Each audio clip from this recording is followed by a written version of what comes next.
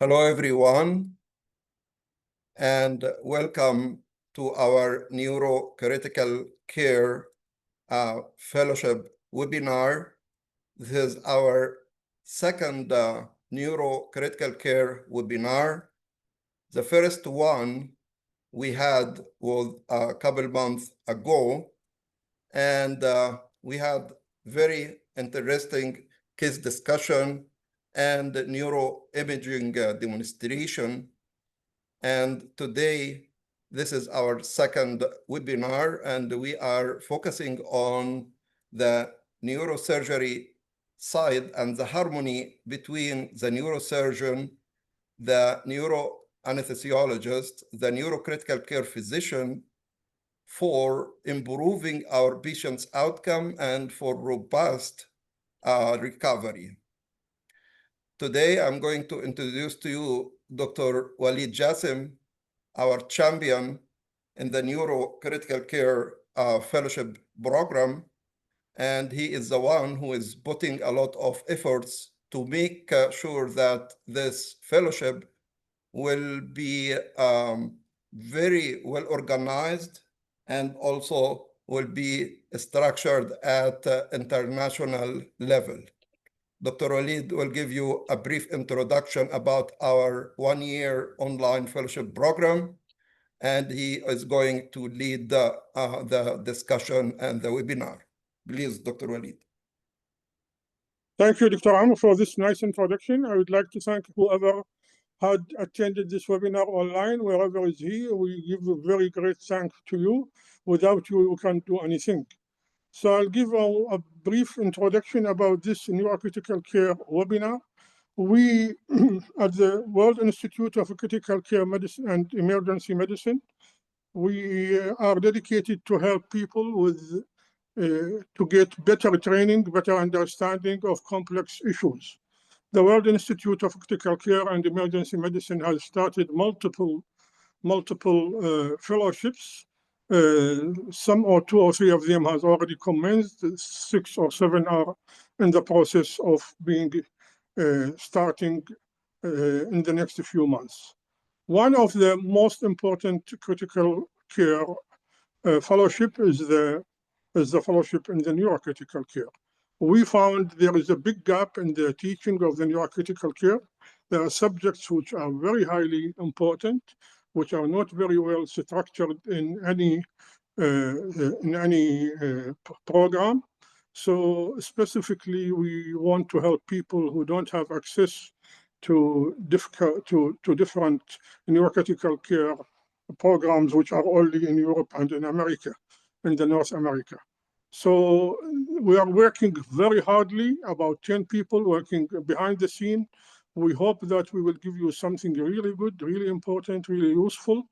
We will follow the clinical syndromes. We'll start with a module about head injury, TBI, traumatic brain injury. Second module will be about stroke in all its types, and so on and so on.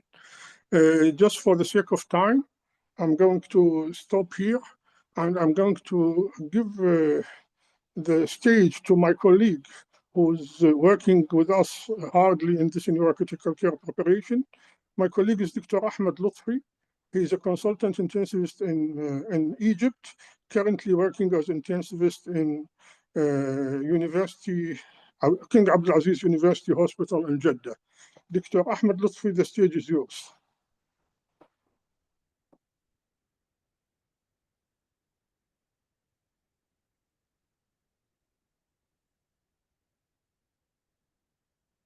Dr. Ahmed, we cannot hear you. Yes, they. Okay, Thanks for the introduction, Dr. Walid. Thanks, Dr. Amr. Good afternoon, good evening, everyone, for all the attendance. Welcome to the Neurocritical Care Fellowship webinar. I am Ahmed Lutfi. I am an intensivist in King Abdulaziz University Hospital, Saudi Arabia. I will try to give you a quick brief overview for the fellowship program, which provides a specialized care for the brain and the nervous system emergencies, intensive care monitoring and life-saving interventions, and advanced subspecialty education and certification. This is the second webinar for the Neurocritical Care Fellowship, which provide advanced training and with expert faculty and diversity of expert colleagues in the critical care field, which allow to take you to the next step in your career. This webinar exclusively brought to you by the World Institute of Critical Care and Emergency Medicine. The following goals are the foundation. This program is aiming to provide advanced training in the management of neurocritical care patients and to develop expertise in neurocritical care physiology, pharmacology, and pathologies, and to foster skills in multidisciplinary teamwork, communication, and family-centered care, and to prepare fellows for leadership roles in neurocritical care. This program is structured of 3 intensive modules with live questions and answers, interactive webinars, outdated MCQs and journal clubs with evidence-based discussion, and continuous assessment and evaluation for critical thinking. And now, this is, we have 3 modules for the fellowship program. This is a sample from module number 1, acute neurological conditions. Module 2, toxicology, infection, and renal replacement in neurocritical patients. And module 3, about special critical neurocritical care. And now let's walk through a sample of neurocritical materials, which include updated journal club articles. And this is an example for one of the articles that will be included in the lectures. And this is another one.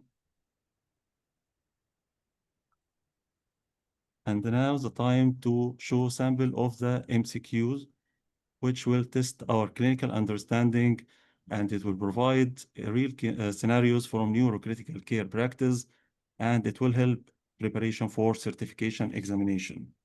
Please, we need to have an interaction. Submit your answers to the QA box, and we will give you some time to have interaction for all the attendants. Let's start with question number 1. A 47-year-old HIV patient presented with headache and altered mental status. The LP showed opening impression of 38 centimeter water positive in the ink stain.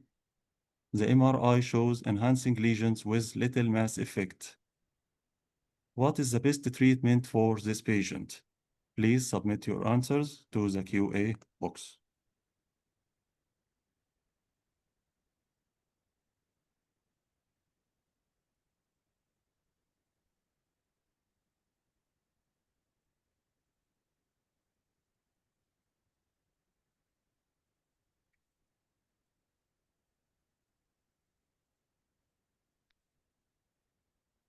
It's okay.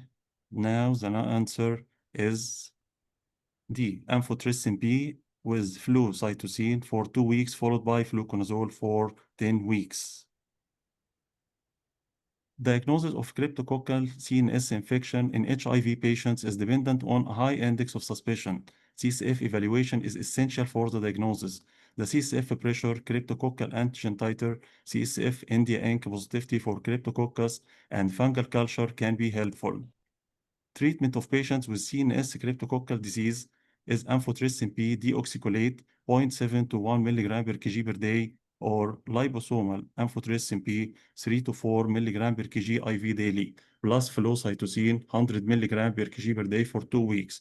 This regimen will be followed by fluconazole 400 to 800 milligram per day for 10 weeks, or at least 8 weeks. Maintenance treatment, secondary prophylaxis, with fluconazole 200 milligram orally daily is recommended lifelong in patients with history of cryptococcal CNS infection and CD4 count less than 100 cells. And now let's move to question 2 as a sample. The scenario is a 78-year-old man with no history of coronary artery disease presented with transient aphasia lasting 30 minutes, right arm coordination difficulty. The MRI shows no acute stroke. Carotid Dopplex showed 70 to 90 left internal carotid stenosis. ECG was normal. Now, what is the best option for stroke prevention in this patient? The best option is Please submit your answers to the QA box.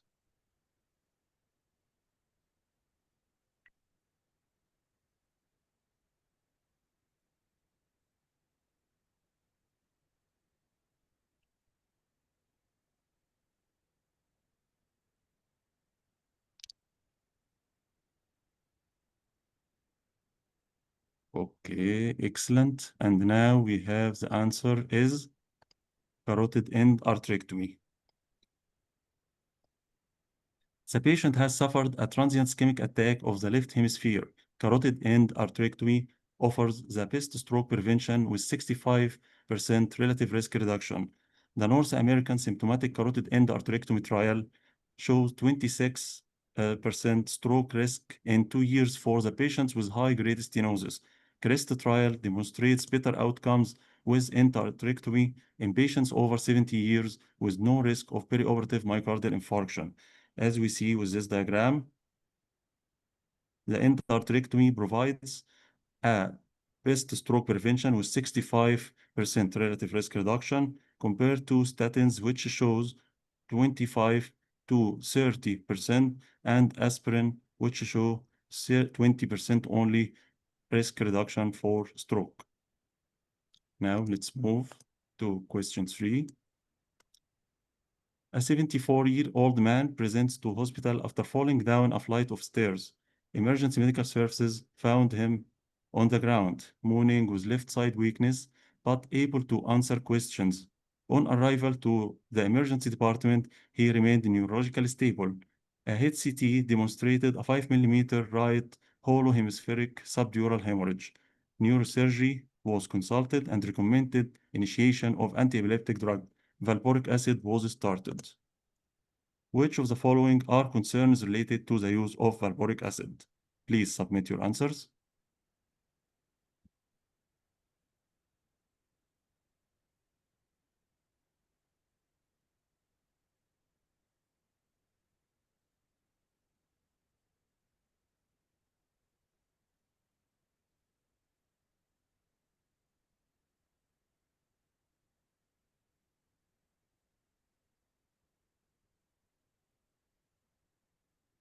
Okay.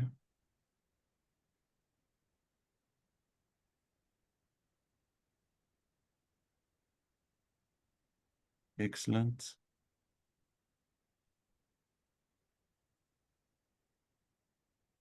Excellent. Very good from all the attendants. And now the answer is C. It can result in a coagulopathy, which could increase the size of the patient's subdural hemorrhage. As we know, the valporic acid is a highly protein-bound organic acid, which is degraded in the liver via the cytochrome P system, and then 50% renally cleared from the body. There are no risks of renal injury with this medication, but there are risks of liver injury and pancreatitis. Valporate is an inhibitor of mainly cytochrome P2C9, but other cytochrome P enzymes as well. On evaluation of phenytoin and valporic acid, the two drugs have similar early seizure prevention, no change in the late seizure prevention, but there was a trend toward higher mortality with those treated with valporic acid. The PNET study concluded that phenytoin is preferred for early seizure prevention, while valporate is not recommended due to safety concerns. There are coagulation effects of valporic acid, which can decrease platelet counts, and it has an inhibitory effect on platelets similar to that of aspirin. And it can also decrease procoagulant factor, including factor 7 and 8, which could theoretically increase the risk of bleeding from surgery. And this was a quick sample from the questions that will be provided in the high quality material for the fellowship program. And now join us in shaping the future of neurocritical care, where every decision matters, every moment counts, and your expertise can save lives. And for more information about the fellowship programs, please contact us on the mentioned mail. And about registration, the first 15 applicants, they can get 15% off with that discount promo code early15. And now it's my pleasure to reintroduce Dr. Walid Jassim, our esteemed critical care consultant. Dr. Walid, it's over to you. Thank you, my friend, Dr. Ahmed. Excellent presentation. and excellent questions. I enjoyed them very much. Thank you very much for the good effort. Thank you. It's my pleasure now to introduce our main speaker today. Our main speaker today is extremely well-known neurosurgeon in Iraq. His name is Dr. Ahmed Adnan. Ahmed Adnan is a consultant neurosurgeon and with a special fellowship in the base of skull surgery. He is the head of the Department of Neurosurgery in the biggest neurological hospital in Iraq. This is called Mustashfa Dr. Saad al-Witri Hospital of Neurosciences. Saad al-Witri is the father of neurosurgery in Iraq. He introduced neurosurgery to Iraq 60 years ago. And the name of the hospital is on his name. It is the biggest hospital. Dr. Ahmed Adnan is the chairman of the neurosurgical department. At the same time, Dr. Ahmed Adnan is the chairman of one of the big private hospitals, chairman of neurosurgery. It is called Al-Mustashfa Al-Alami, one of the big neurosurgical hospitals, and he's chairman of neurosurgery in Bar Hospital in Erbil, in the northern sector of Iraq. Dr. Ahmed is the manager and head of the laboratory anatomy lab in the University of Applied Sciences in Amman, Jordan. And Dr. Ahmed has done in his life more than 9,000 craniotomies. He is very well expert internationally in the brain tumors and in the neurovascular problem, brain vessel problem, whether AV malformation or aneurysm. It's my pleasure that we are going now to start the recorded lecture of Dr. Ahmed Adnan, and after the recording, Dr. Ahmed will be live with us, listening to your questions and discussing with you all your queries. Can you start the lecture, the recorded lecture, please now? Good evening, good morning for everybody. Thank you for allowing me this great opportunity to present my humble experience about what I call it the extended neurosurgical practice, which is a neurosurgical practice that extends beyond the bipolar, the sucker, and all other neurosurgical techniques that are practiced during operation to extend the neurosurgery before and most importantly after the operation in the ICU. So the title is the extended neurosurgical practice, what a neurosurgeon is expecting from the anesthesiologist and the neurointensivist, and what a neurointensivist and anesthesiologist expecting from the neurosurgeon as appreciation and understanding of their role. History-wise, the intensive care unit for the neurosurgery is first invented by a pioneer neurosurgeon, Walter Dandy. He is a pioneer and a co-founder of the specialty of neurosurgery with Harvey Cushing.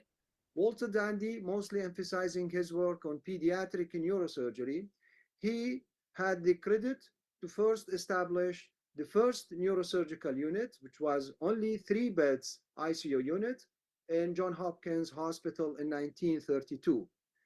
This initial intensive care unit, it is based on the concept that neurology and neurosurgery are different from other specialties as had been understood by Walter Dandy.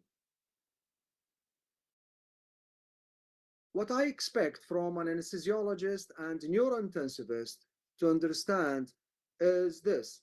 Before the operation, the intensivist and the neuroanesthesiologist should have a detailed knowledge about the patient's medical records, especially neurological history.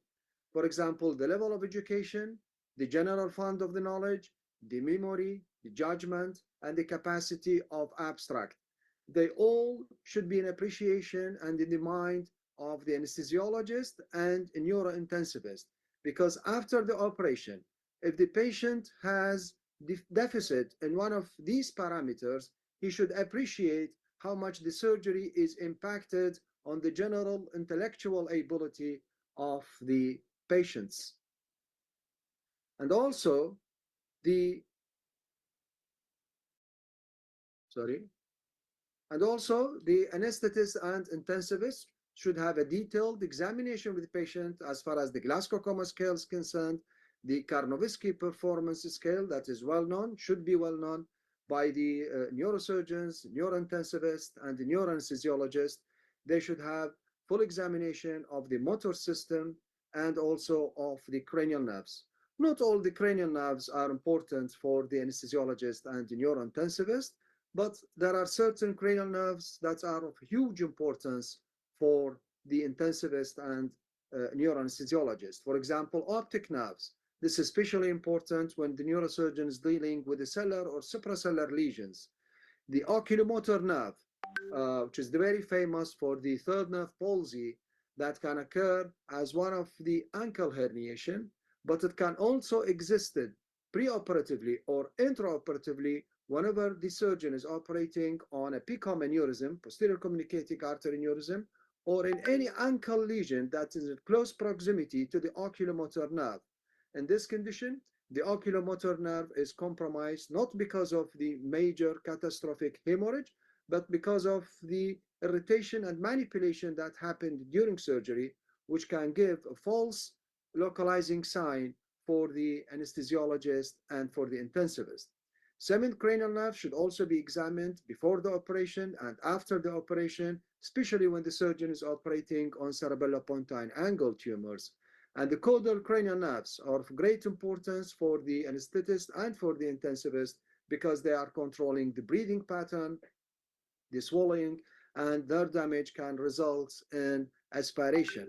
The 9th, 10th, 11th cranial nerves, they are important for any lesion in the CPA, especially when the lesion is close proximity to the jugular foramen. Also, they should have good knowledge about the patient's radiological finding, including the CT scan, the MRI, the CT angio, and the DSA. They at least should know what are the major steps that the surgeons will do based on these radiological measures. During surgery, the most important concept that an anesthetist is concerned with is positioning. Basically, we have 4 positioning. The major one that is mostly practiced is the supine position. Next is the prone position.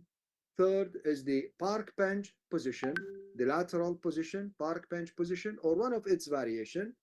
And fourth is the semi-sitting or sitting position. Each one of these positions has its own precautions and its own pros and cons. The most important positioning for the anesthetist, and in fact the most dangerous position for the anesthetist, some of the centers, they are still reluctant to use this position despite of its great advantage for the neurosurgeons, is the sitting and semi-sitting position.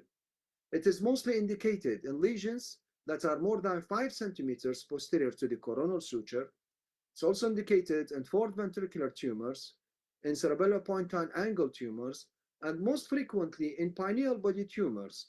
And whenever the surgeon needs to pass above the cerebellum, below the tentorium, we call it supracerebellar infratentorial approach, or passing above the cerebellum, transgressing the tentorium to reach to the temporomedial part, medial basal parts of the temporal lobe. In fact, the sitting and semi-sitting position is indispensable in my practice for any pineal body tumors and also for CPA tumors, because its major advantage, it will keep the surgical fields always clean, because the gravity will drain out the blood and the CSF from the surgical fields, keeping it always clean.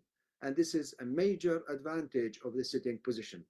Some of the neurosurgeons even advocate that if you want to preserve the cranial nerves that are adherent to the nerve, do the operations in a sitting position.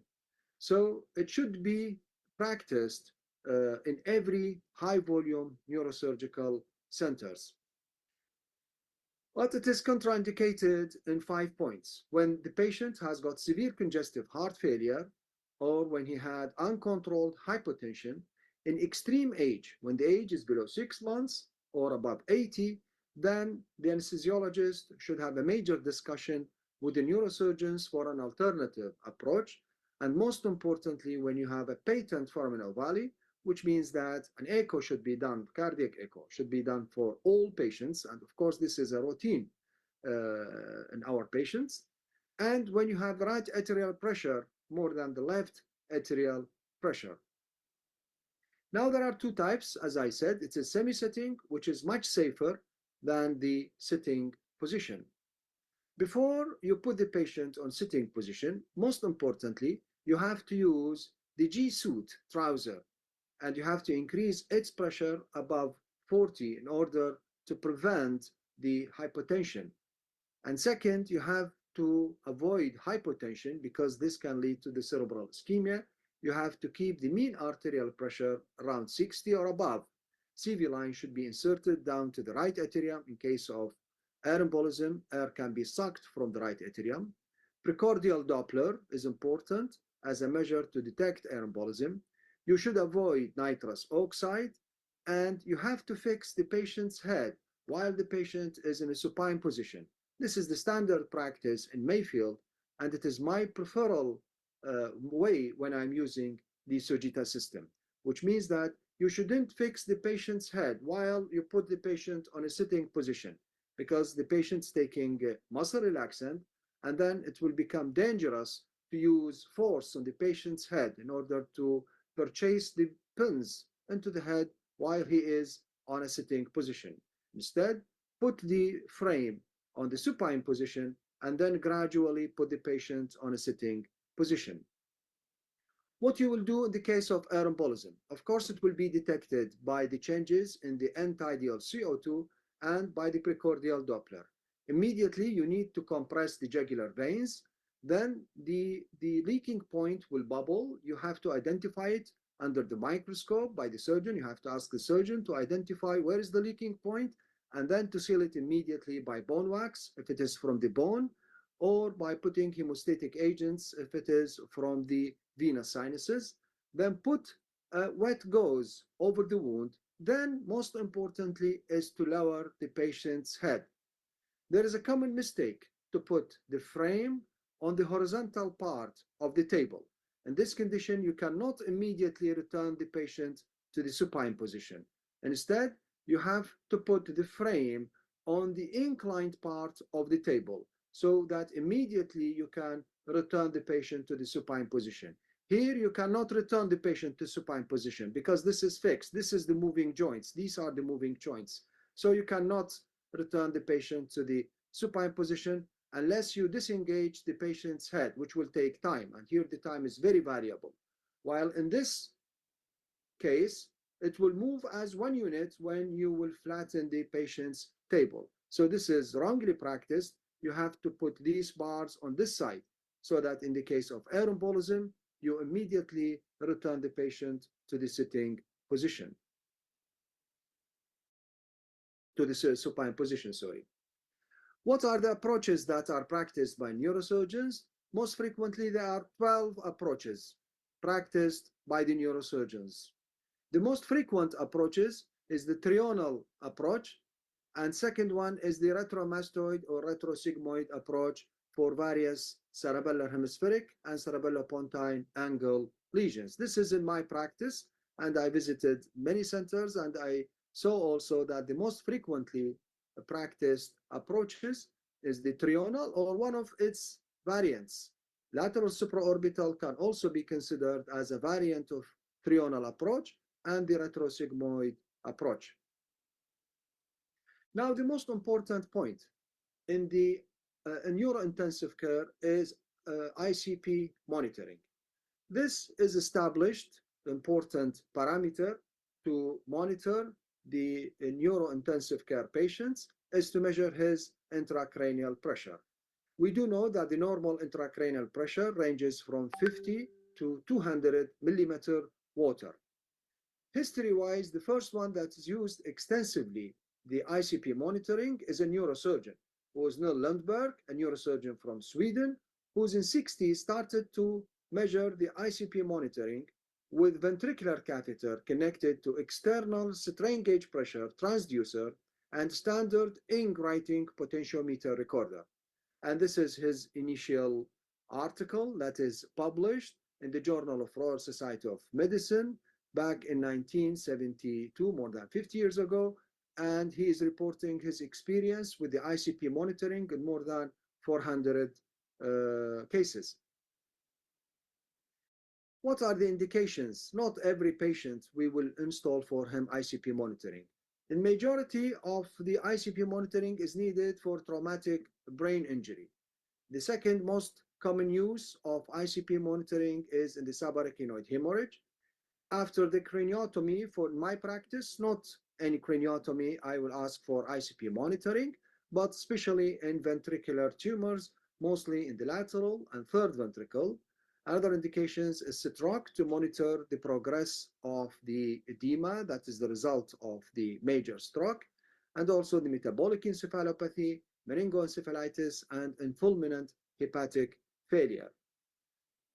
The criteria for ICP, initially, it is recommended by Niels Lundberg, and still it is valid today. First, any ICP should induce minimal trauma during its installment. Second, it should have the lowest risk of infection. There should not be a CSF leak when you install the ICP monitoring.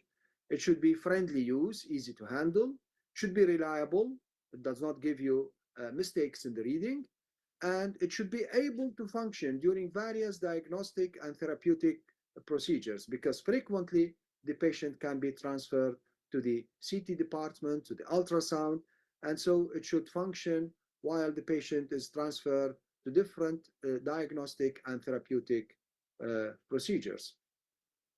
There are several types of ICP monitoring. The gold standard of them is the external ventricular drain, where there is a catheter inserted in the frontal horn, the lateral ventricle, and then it is connected through Y connector for the drainage of CSF and for monitoring of intracranial pressure. So it's the gold standard and the most frequently practiced external ventricular drain, because it has the dual advantage of monitoring the intracranial pressure. At the same time, you can drain CSF whenever the intracranial pressure is raised to an unacceptable level. How to insert it, most importantly, is to choose where to put the burr holes. You have 3 points. You have the tragus line. This initiates 1 point when you have one line connecting the two tragus. You have the mid-pupillary point, and you have the inner canthus point. Then you take these 3 points in consideration, and you will aim the catheter toward the frontal horn of the lateral ventricle. You have to tunnel the catheter subcutaneously for more than 5 centimeters, because this had been shown to reduce the incidence of infection. Then antibiotics we are giving only periprocedurally. There is no definitive proof that the long use of antibiotic is of prevention rule in the management of ICP devices. There are new types of external ventricular drains, which is antibiotic impregnated, or there is a silver impregnated catheter, because silver is well known that it has antibacterial effect, and they can reduce the incidence of infection. How many days can we put the EVD? In fact, the best is 5 days. Then you can extend it between 5 to 10 days, but you can never put it more than 10 days. And had been shown by many studies that there is no benefit of a prophylactic catheter change. If you need to monitor for more than 10 days, then after the 10 days you can remove, and then you can insert another one on another virgin burr hole on the other side. What are the complications? Malpositioning can happen up to 20% of the cases. Usually it's of no clinical significance. Occlusion, this can happen especially when you are managing patients with intracerebral hemorrhage or with subarachnoid hemorrhage. Hemorrhage can occur up to 15% of the cases, an average of 1.1%. Hemorrhage can happen in 3 sites. Either it can happen extradurally, or it can happen intraparenchymally, or it can happen even intraventricularly. And sometimes it had been recorded that one of the catheters can cause pseudoaneurysm in cortical arteries. The most dreadful complication of EVD is infection.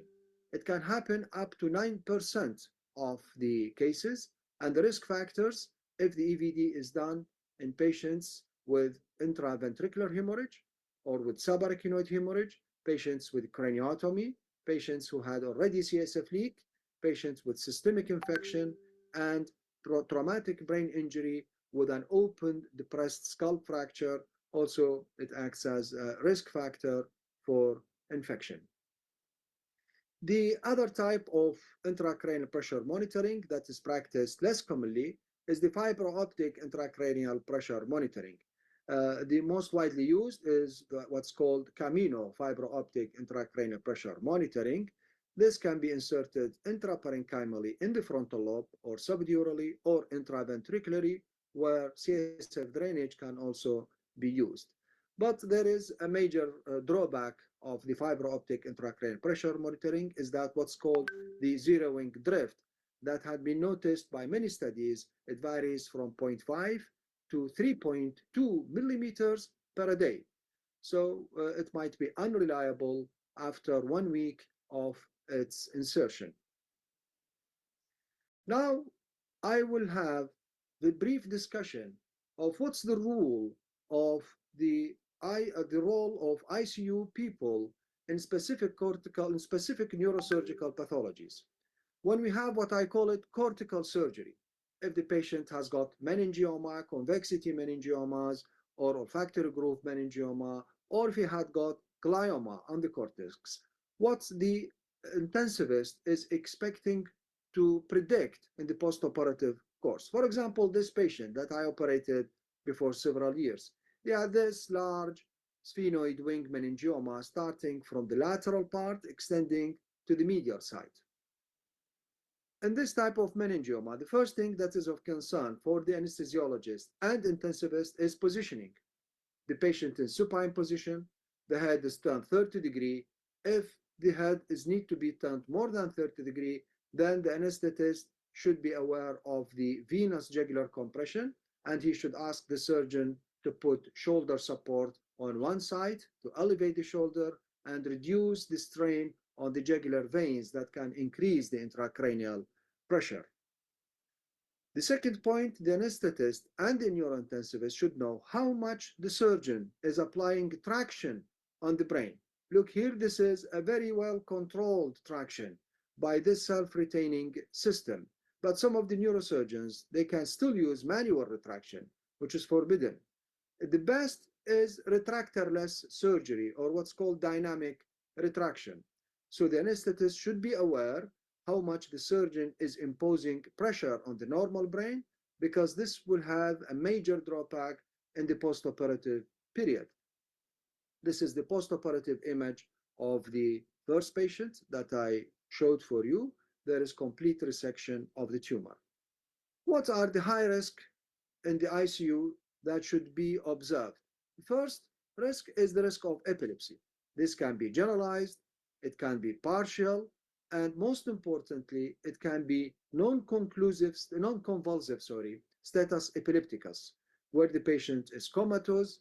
There is no any explanation for his coma, neither mechanical nor metabolic. Then you can do EEG during the ICU, and you will be surprised that the patient will have the non-convulsive status epilepticus. Second thing that should be expected whenever the cortical surgery is performed is edema. The edema can be localized at the site of the tumor, or when the tumor is vascular, there will be what's called normal pressure perfusion breakthrough. So there will be a generalized edema, and this will be reflected on the increase in the ICP. There is a reduction in the Glasgow Coma Scale, and of course, there will be a Cushing reflex that is very well known by the intensivist. Other risk factor is the hematoma. It can happen on the operative site, or it can happen on other site. Of course, it is manifested as focal deficit or as an increase in the intracranial pressure. Anemia is also expected to happen in the postoperative period, because most of the lesions on the cortex, they are highly vascular, they are recruiting major arteries from the cerebral cortex. So the patients might bleed a lot during the operation, which can lead to hemodilution that is only manifested in the postoperative period. And most importantly, you have to examine the third nerve if it is not affected by the surgery itself, because it is most important early localizing sign during cortical surgery. Less likely to happen in the postoperative period whenever you are operating on the patient's cortex is electrolyte disturbances. If the patient is not maltreated by fluid overload, then rarely we practiced electrolyte disturbances during cortical surgery, and rarely we noticed any endocrine abnormalities during cortical surgeries. Cardiac abnormalities also very rarely noticed in the postoperative period, apart from the Cushing reflex, or the patient basically has a cardiac problem. If the surgeon is operating on the ventricles, then it is quite different from the lateral or third or fourth ventricle. If he is operating on the lateral ventricle, there are different approaches. They are all in the lateral ventricle. The most important point in the lateral ventricle is that it is away from the hypothalamus, which is the major center that is of concern for the anesthetist and for the neurointensivist. As you can see, it is surrounded by the caudate nucleus, a motor nucleus, by the thalamus, a major sensory and motor nucleus, by the fornix, a major memory pathway. But there are no areas that are of endocrine concern or areas of an autonomic concern. For example, this patient, he came to me with this meningioma that's located on the atrium. Of course, you can pass it from the lateral side or you can pass it from the medial side. Because it is on the left side, here is the speech area. I used the medial approach for the resection of this meningioma. This pre-op, this post-op, I came from the medial route just to escape from the Wernicke's speech area. This is another patient, a young lady. She has got this tumor in the frontal horn. The previous tumor was in the atrium. Makes no difference as far as the intensive care unit is concerned. Here in the frontal horn, and as you can see, it is in close proximity to the head of caudate nucleus and to the thalamus and to the genu of the internal capsule. So what I expect when I remove this mass is that if I will manipulate this area that's just next to the form of Monroe, then the patient will have just weakness. Here is the video. I just will show you a few points. Here is the interhemispheric transcallosal approach. This is strikingly whitish structures, the corpus callosum. Then we will do callosotomy, small callosotomy up to 2 centimeters. If you do it more, then perhaps the patient will have a disconnection syndrome, and this will be reflected as a decrease in the patient's mental status that is noticed in the postoperative period and can be wrongly interpreted as a decrease in the level of consciousness. It is not a decrease in the level of consciousness. It is because of the callosotomy that extends more than 2.5 centimeters. This is the tumor, and you can see the surrounding tissues is the thalamus, the head of caudate nucleus, the genu of the internal capsule, and the fornix. Here the tumor is totally resected. Here is hemostasis. This is the fornix, choroid plexus, thalamus, head of caudate nucleus. Then just next here is the genu of the internal capsule. And here is the postoperative total resection of the lateral ventricular tumor, and in the postoperative period passed uneventfully. What are the points in the ICU that should be observed whenever the lateral ventricular surgery is performed? ICP is routinely measured. I will put ventricular catheter to drain a CSF and to measure the intracranial pressure. Epilepsy can happen, very frequent, especially when you are passing during the cortex, not because of cortical violation, because of the sudden reduction of the intracranial pressure. Confusion and memory disturbances. This when the fornix is manipulated and the patient will be apathic when there is extensive callosotomy. That should not be misinterpreted as a reduction in the Glasgow coma scale. And the most dreadful point is fever. Whenever fever developed in the postoperative period, then this is a bad prognosis because this might indicate ventriculitis when other causes of the fever intraventricular antibiotics might be of help in this dreadful complication. On the lateral ventricle, to have cranial nerve deficits or to have electrolyte disturbances, most importantly is the hypernatremia or endocrine abnormality, because the hypothalamus, the pituitary gland, is quite away from the lateral ventricle. Of course, unless when the patient has pre-existing endocrine abnormalities. The story is completely different if the surgery is because as you can see, the wall of the third ventricle is composed of the above part of it, the upper half, and the lower half is composed of the hypothalamus. Most importantly, by the ventricular nucleus of the hypothalamus that is secreting the ACTH, the supraoptic and the paraventricular secreting ADH, and the ventromedial nucleus, which is the center of the brain. So whenever you are ventricle, a stormy postoperative phase can be expected for those patients. For example, the most common lesion in the third ventricle is the colloid cyst. I did more than 80 colloid cyst operations till now. This hyperdense, well-circumscribed lesion is occupied the third ventricle, extending from one Monro to another Monro, and it is abutting the thalamus and the hypothalamus. And if you look to the operation, of course, all the operations in the advanced centers that are displayed, and the anesthesiologist is looking to the surgeon, how he is performing the surgery, how much traction he is imposed on the tissues, and what are the vital structures that are manipulated during surgery. Here you can see this is the colloid cyst, this one, and this is the fornix. Now we are entering into the third ventricle. Here is the third ventricle. Here we are inside the third ventricle, taking the contents of the colloid cyst, evacuating. Look how much manipulation is imposed on the third ventricle, which is naturally just a slit cavity. Here the wall has to be separated from the hypothalamus, here. So this might induce electrolyte disturbances even immediately during surgery can be experienced, but most frequently in the postoperative period. It is separated from the other hypothalamus.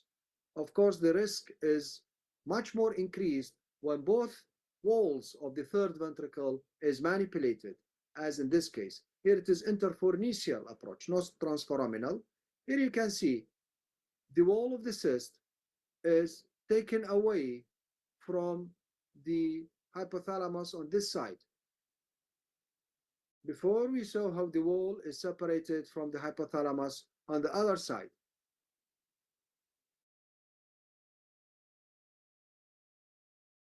Here now it is totally removed, and this is the postoperative no more colloid cyst. This patient experienced hyponatremia, and it had been diagnosed as by our intensivist as SIADA that had been treated properly, and the patient recovered fully from the intensive care unit. Look for another patient.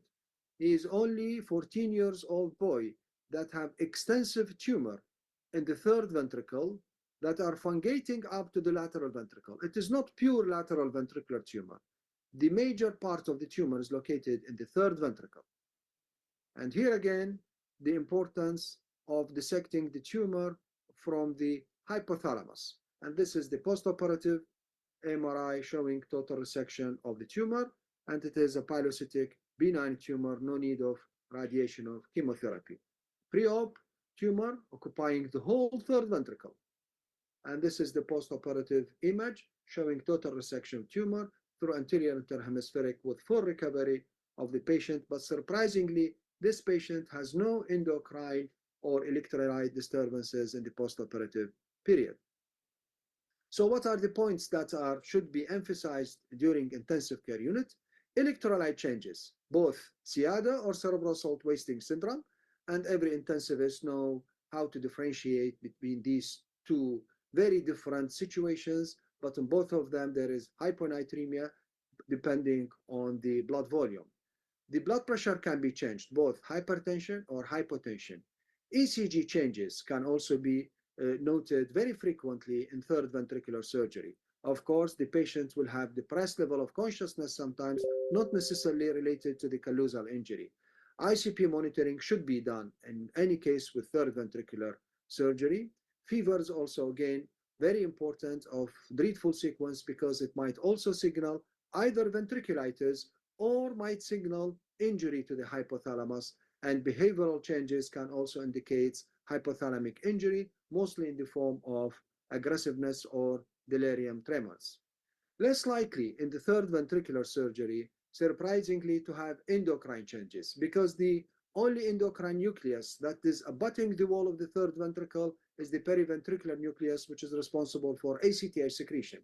This needs perhaps weeks in order to be clinically significant, and usually the nucleus is very large that can compensate for the minor injury that can happen in this nucleus.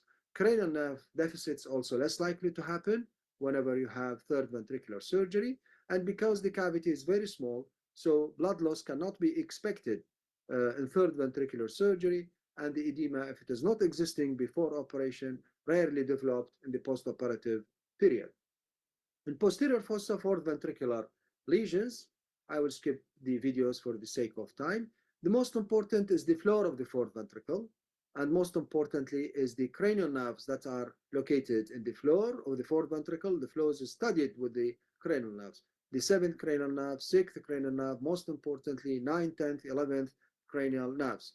So what are the important intraoperative and in the ICU points? Arrhythmias are very frequent if you manipulate the floor of the fourth ventricle. You have to look for the cuff reflex, for the gag reflex, especially of course in the postoperative period. Facial and abducent nerve palsy that can happen because of the damage in the facial colliculus that existed in the floor of the fourth ventricle. Ataxia, and most importantly is the cerebellar mutism that can be confused with the reduction in the Glasgow Coma scale.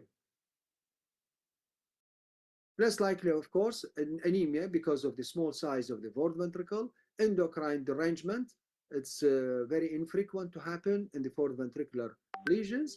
And fever, surprisingly, fever and ventriculitis is very rare when you are dealing with the fourth ventricle, but most frequently with the lateral and the third ventricle, probably because of the small size of the fourth ventricle.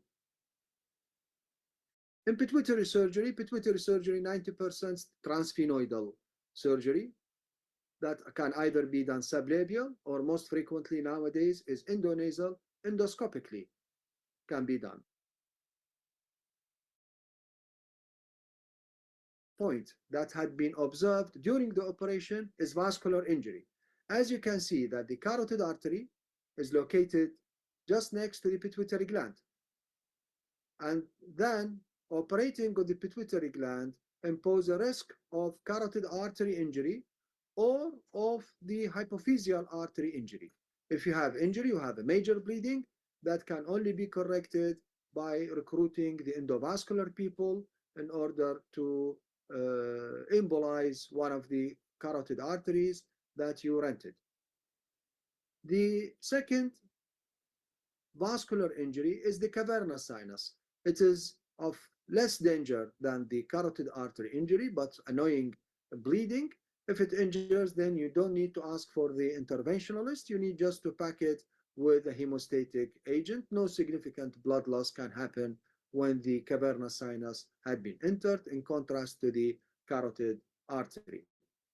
This, for example, one of the straightforward pituitary macroadenoma that is protruding into the sphenoid sinus, operated before several weeks, and this is the postoperative total resection. What are the points of concern? Of course, routinely for all transsphenoidal operations, we enter the patient to the ICU. Most importantly is DI, diabetes insipidus. Endocrine abnormalities, usually in the form of thyroid and ACTH, but it will not develop immediately. It needs days for these hormones to drench. Epistaxis can also happen in the postoperative period. The cranial nerves that are endangered and most frequently affected, optic nerve, if you violate the diaphragm ocelli up to the optic chiasm. The third, fourth, and the trigeminal nerve, if you violate the medial wall of the sella toward the cavernous sinus, then you might violate these nerves with resultant postoperative injury of the third and fourth and trigeminal nerve. Why the DI developed? Because we started posteriorly, near the posterior lobe of the pituitary gland, and then we marched anteriorly. We started from here, and then we marched anterior because here there is thick dura and the CSF rhinorrhea is less likely, and then we marched anteriorly. Less likely there is hyponatremia in pure pituitary uneventful surgery. ICP monitoring is not needed in pituitary surgery. Pituitary adenoma is considered as an extracranial tumor. It is just like an osteoma. So there is no need to monitor the intracranial pressure unless when there is a large pituitary tumors violating the diaphragm ocelli, which is rather rare. Coma is less likely to develop, and hypothalamic injury is also less likely in experienced hand. Then most importantly, that is managed in the ICU is the subarachnoid hemorrhage. Of course, I'm speaking about the aneurysmal, which is nearly 80% of subarachnoid hemorrhage. The mortality is very high. Nearly half of the patient will die in the first month. So all the patients should be admitted to the ICU. Vital signs and neurological examination should be done at least every 2 hours.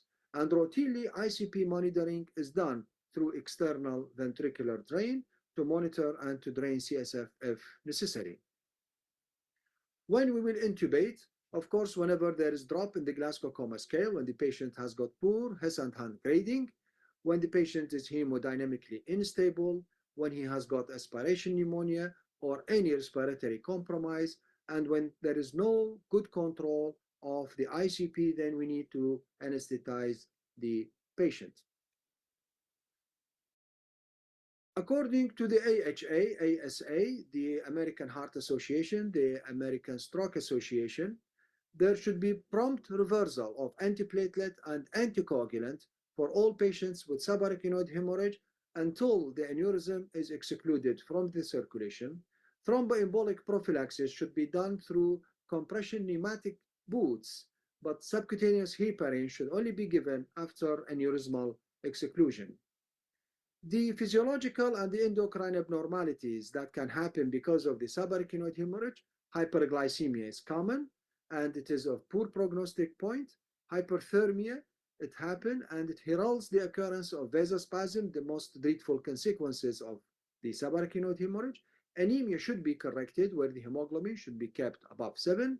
Respiratory parameters must be monitored and adjusted because hypoxia and metabolic acidosis are both common after the subarachnoid hemorrhage, and of course it is of a bad prognostic sign. The most dreadful sequelae of the subarachnoid hemorrhage is rebleeding. It can happen up to 20% in the first 2 weeks and can reach its percents up to 60% in the first 6 months, but mostly in the first 2 weeks. Of course, it is more often than not fatal.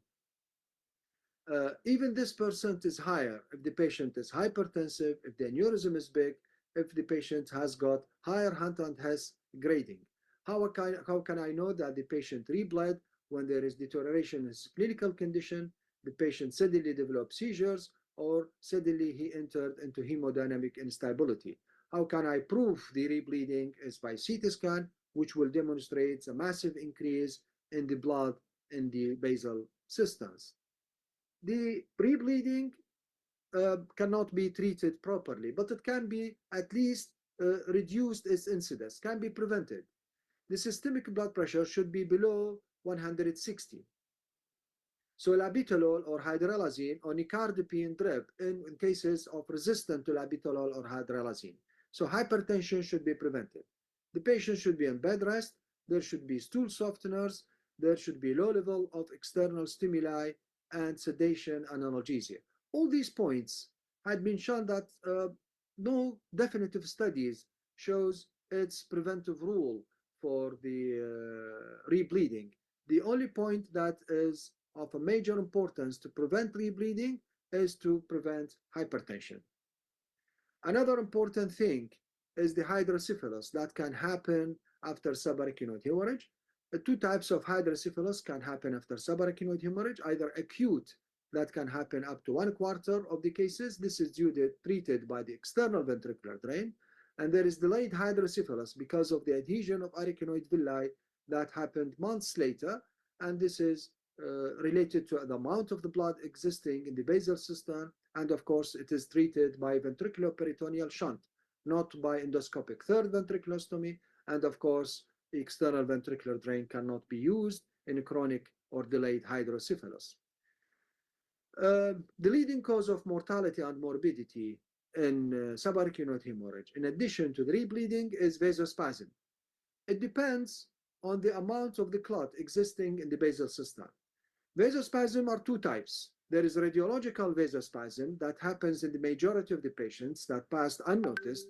It is asymptomatic. It happens in 70% of the cases.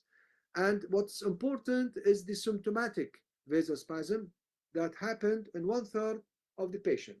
We call it delayed ischemic neurological deficit, DIND. How can I know that the patient entered into a DIND? There is altered mental state, and there is focal neurological deficits or even death. Of course, it is preceded by a fever and by raised in the ESR. It can happen anytime between 3 and 14 days after the subarachnoid hemorrhage. What are the risk factors of the vasospasm? In addition to the amount of the blood existing in the basal cistern, old age, hyperglycemia, smoking are considered as risk factors for vasospasm. How can I diagnose vasospasm? It can be diagnosed by a non-invasive method, which is the TCD of the middle cerebral artery, that should be done twice a week or 3 times a week for the first 14 days. The TCD, this one, it measures the velocity in the middle cerebral artery. If the mean flow velocity is above 200 centimeters per second, then this is a positive predictive value of up to 90%. If the mean flow velocity in the middle cerebral artery less than 120 centimeters per second, then it predicts that there is no vasospasm in more than 90% of the cases. The more reliable method is what's called the Lingard ratio. The Lingard ratio measures the mean flow velocity of middle cerebral artery over the mean flow velocity of the internal carotid artery. This is done whenever there is hemodynamic instability. You can use the Lingard ratio. If it is less than 3, then there is no spasm. If it is between 3 and 4.5, it is a mild spasm. It will pass unnoticed, not symptomatic. If it is up to 6, then there is moderate spasm, which is symptomatic, that can be reversed by the triple H therapy that I will speak about it in a few moments. And if it is more than 6, then there is severe spasm that might lead to a major neurological deficit or even death. How you manage vasospasm? Of course, nimodipine is given routinely, 60 milligrams every 4 hours for the first 3 weeks. Statin also can be given, though no definitive studies for its proof, but because of its safety and theoretically it upregulates the cerebral blood flow, can be used for the same period. The triple H therapy is the most famous way to fight the vasospasm, which is based on the concept of increasing intravascular volume, increasing the blood pressure, and lowering the blood viscosity. Apart from increasing blood pressure, the other two parameters are not proved to fight against vasospasm. How to achieve these points practically is by giving normal saline infusion. Keep mean arterial pressure between 70 to 200 to 210 millimeter mercury, and hematocrit should be around 30, not less than 30, because this will lead to hemodilution that induce cerebral ischemia. Of course, the triple H cannot be done prophylactically or when there is radiological spasm. It should be only initiated when there is DEND, proved DEND, delayed ischemic neurological deficit. And most importantly, you should not use triple H unless the aneurysm is excluded from circulation. Seizures can happen up to 1/4 of the patients. Whenever the patient has got poor clinical grading, there is large clots, intracerebral hemorrhage when there is infarction, and in the MCA, aneurysm. Prophylactically, we use it immediately after hemorrhage for a period of 1 month. We prefer epagnutine infusion. Cardiac abnormalities, it is very common, can happen up to 100% of the cases with subarachnoid hemorrhage. It is caused by two mechanisms, either by hypothalamic insults with massive catecholamine release or by stimulation of the right insula.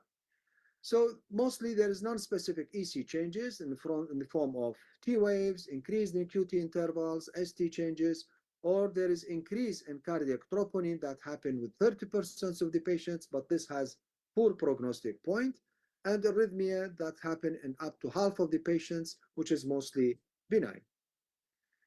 Now, during surgery of the aneurysm, the anesthetist here are the rules of the anesthetist rather than neurointensivist.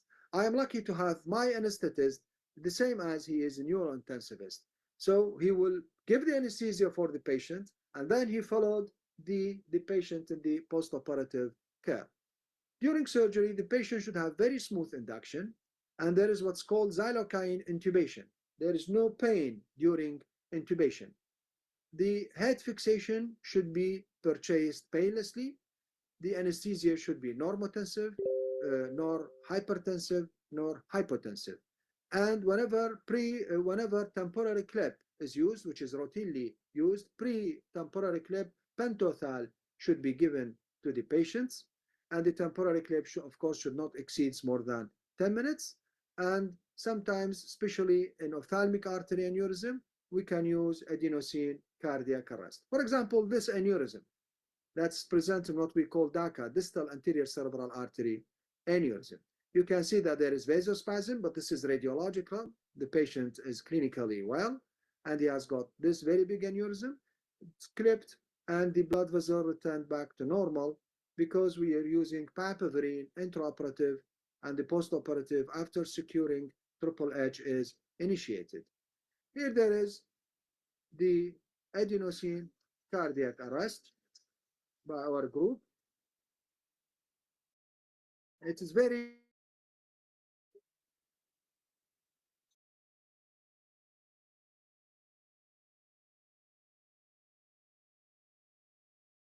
a rapid injection of an adenosine that will induce cardiac arrest for about 10 seconds. Okay.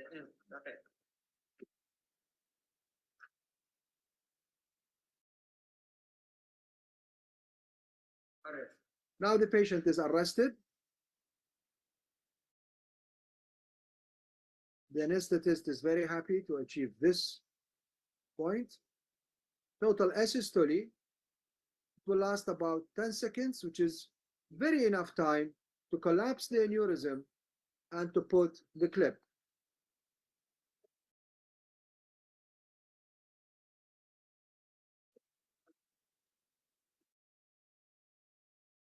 It's about 10 seconds, and then spontaneously it will return. Of course, you have to prepare the DC shock. Most of the aneurysm patients, they are cardiacally healthy, and they are young people. They can tolerate the cardiac arrest. It is very useful when there is no proximal control. For example, this patient has got AVM, arteriovenous malformation, and DACA aneurysm. And you can see that there is cerebral hypoperfusion because of what's called steal phenomena. Most of the blood is shunted from the arteries to the veins. There is AVM and there is aneurysm. So in one surgery, transcallosal approach, we tackled both problems. We clipped the aneurysm and then we resected the AVM. Probably I don't have time to show the aneurysm. This is the temporary clip. I clipped both pericallosal arteries. It is yellow. The anesthetist gave pentothal, loading dose of pentothal, and this should not be applied for a period more than 5 minutes. If you need more, you can release for 1 minute, and then you can reinstall it. Then you can see the artery is significantly collapsed, and then you can follow interhemispheric, open the interhemispheric fissure to follow the artery up to the aneurysm.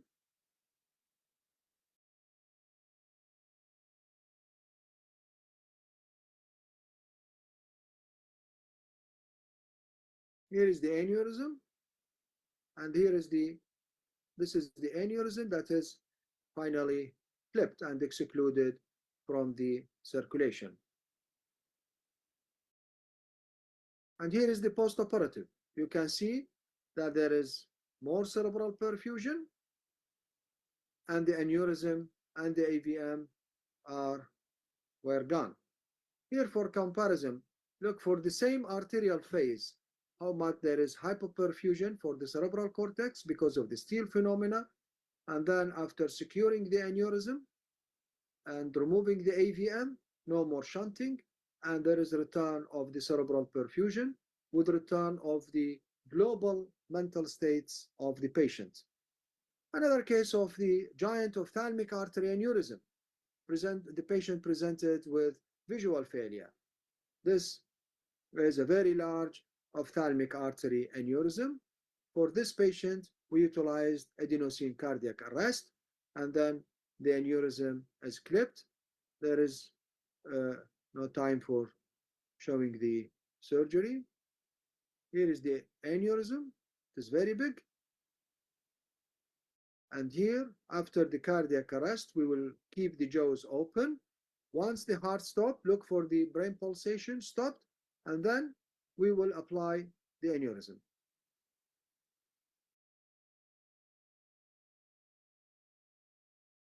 We will apply, the clip. This is the post-operative. 2 clips and no more aneurysm with the preservation of the carotid artery. Another aneurysm that is very challenging location, mid-basilar aneurysm. You cannot do proximal control, so adenosine cardiac arrest is of great help. This is pre-op, and this is post-op. The aneurysm is excluded. This is the clip. There is adenosine cardiac arrest controlling the flow in the basilar artery for 10 seconds. And the approach is the pre-sigmoid approach. So in conclusion, neurosurgery is never one-man show practice. A teamwork between neurosurgeons, neuroanesthetists, and neurointensivists is the only guarantee for a successful surgery. ICU should be a major part of neurosurgical training. Of course, any neurosurgical training program, including the ICU training course.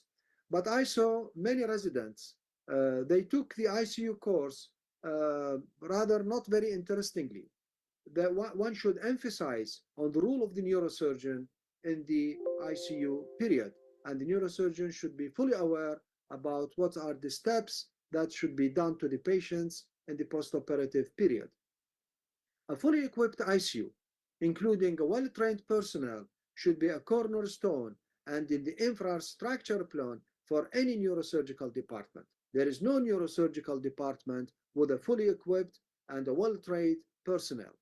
The main goal of ICU is to help patients recover from a major CNS insult that caused by trauma, tumors, infection, or hemorrhage. This was the initial concept of Walter Dandy when he invented the neuro ICU. And finally, I want to thank my anesthetist and intensivist, Dr. Mohammed Samir. I took for him this image just yesterday when he was busy anesthetizing one of my patients. And finally, I want also to thank my lifelong friend and partner in neurosurgery, Professor Anjam Rawanduzi. Unfortunately, his photo cannot be shown in my presentation. And thank you for your listening. Thank you so much, Dr. Ahmed, for this very nice demonstration and presentation. It's actually very amazing. And now it's a time for a 10-minute discussion. So please, everyone, stay with us. We have a lot of interesting questions. And we have very good moderators today. We have Dr. Akinola from Cape Town, South Africa, who is a neurosurgeon, who's going to moderate the discussion also with Dr.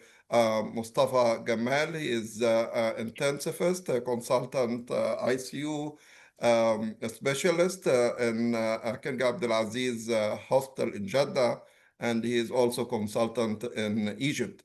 So please go ahead, Dr. Akinullah, and start handle the questions and discuss it with Dr. Ahmed and Dr. Mustafa. Good evening, everyone. Okay, can you hear me? Yes. Hi. Thank you, Prof. Ahmed, for your beautiful talk. I must really commend you. It was quite a comprehensive talk. Just from seeing the videos and the pictures, clearly you're a grandmaster at what you do, and I must really applaud you. I just have a few questions. I'll ask one question and then we'll open it up to the floor. Do you find sometimes that it's better in the theater setting and the ICU setting to work with the same anesthetist and the same neurointensivist? What has been your experience? Yeah, in fact, very important question. I practice this protocol.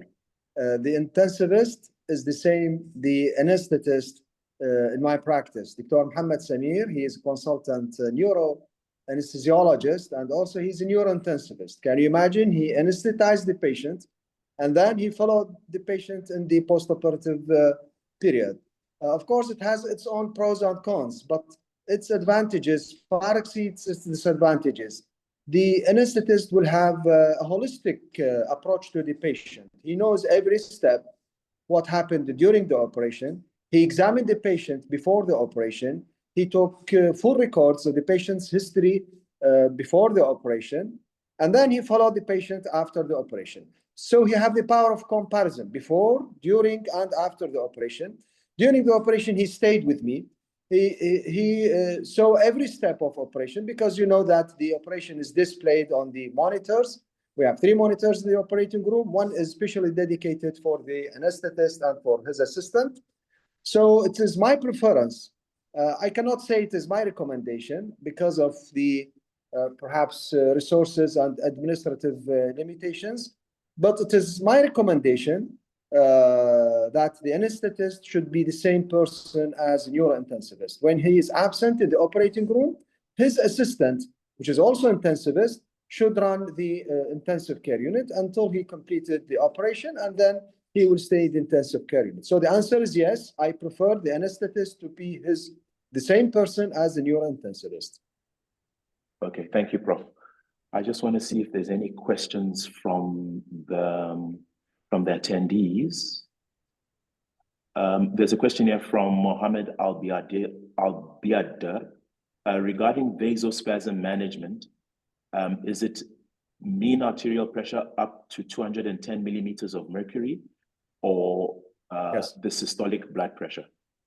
No, it is the mean arterial pressure. In fact, I'm not very convinced on this high number, but it is written in our textbook. In the Humans 2023, that you can raise the mean arterial pressure up to 210 as a map, mean arterial pressure. Of course, this can be done when the patient is, apart from the aneurysm, is healthy, is young, healthy, no cardiovascular problem. Then you can raise it up to 210. In my personal experience, I noticed some parallelism. A patient I had, whenever his blood pressure dropped below a mean of 180, then he will have a hemiparesis, a focal neurological deficit. Once you increase his mean arterial pressure above 180, then the hemiparesis disappeared. So this number is the highest limit, provided that the patient is healthy, apart from subarachnoid hemorrhage. The other points of the triple H, now there is great controversies about it, but the only established one is hypertension. The hemodilution and the hypervolemia, now they are of not great help as the hypertension. In my practice, I noticed that the hypertension is of help to fight against vasospasm. Okay, thank you, Prof. Thank you. Just for the sake of the time, Dr. Akinullah and Dr. Ahmed and Dr. Mustafa, we have just a couple minutes. So, and the rest of the question, we can send the answer over the email. But just for the sake of the time, just let us do it very quick if possible. Yes. Good evening, everyone. Thank you, Prof. Ahmed, for your great and informative lecture. We have one question also regarding prophylactic anti-epileptic medication in subarachnoid hemorrhage. Are we using it routinely, or it is specialized for everyone or individualized for every patient? In fact, I'm using it routinely because of the recommendation of the American Stroke Association, American Heart and American Stroke Association, that it is used routinely. But you have to emphasize on the role of the anti-epileptic drug, especially in MCA aneurysm, where the risk of epilepsy is higher than in anterior communicating or in the basal bifurcation. So the answer is yes, I'm using it on a routine basis, despite the data are not conclusively support its use apart from middle cerebral artery aneurysm. And I will keep the anti-epileptic when the patient is not having any seizure for 3 months. If he had a seizure, then I would continue it for more than 3 months and then to be tailored according to his EEG. Thank you, Prof. Thank you. Dr. Professor Ahmed Adnan, I have one small question, if you'd allow me. Thank you for this great lecture. My small question is that about the location of the neuro-intensive care and the theater. Should we always try to aim that the neuro-intensive care unit is beside the theater, operating theater, which was decided 30 years when Iraq built the مستشفى الجراحات التخصصية, the subspecialty or surgery hospital built 30 years ago, and they decided to put the neuro-intensive care beside the neuro theater, the operating theater of neurosurgery. Should this be always like this? This is not a small question. It is a very important question. Of course, yes, because for one simple reason, the main point for the cranial surgery is that you have to drain CSF. Once you drain CSF, you know that the brain is floating on CSF. Once you drain the CSF will not return in a matter of minutes.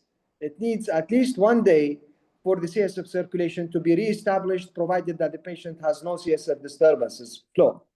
So, which means that the weight of the brain will be imposed on the skull surfaces that have sharp edges, like the petrous bone, for example, the condyles, the crista galli.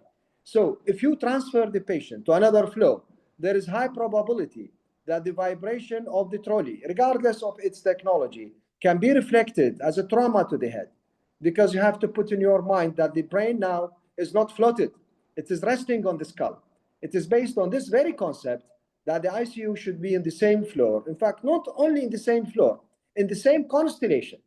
Now in the Par Hospital, we put the ICU in the same constellation of the operating room. So it's not a simple question. It's a very important question that is based on a very physiological point. Thank you so much, Dr. Ahmed, for this nice lecture and discussion. And just for housekeeping things, I see a lot of inquiries about the fellowship. So please be patient and stay tuned. We are going to contact you through your email. We have your email, we have your phone number. We'll be in touch. We'll give you more information. The door is open for the applications. We'll share with you also the links if you want to apply for the whole 1 year Neuro-critical care fellowship program. The other thing, I saw also some question about the recorded lecture. So yes, we are going to share with you the recorded lecture probably within the next 24 to 48 hours. So please also stay tuned. With that, I'm going to give the microphone to Dr. Walid Jassim, the main organizer of this fantastic webinar, to give concluding remarks and take-home messages. Thank you very much, Prof. Ahmed. Thank you very much, Professor Amr. Thank you very much for all my colleagues who contributed. And I'd like to mention Habiba, who was behind the scene doing all the administrative work. Thank you, Habiba. My conclusion and take-home message is the same statement said in the last minute by Dr. Ahmed Adnan. Neurosurgery is never a one-man show practice.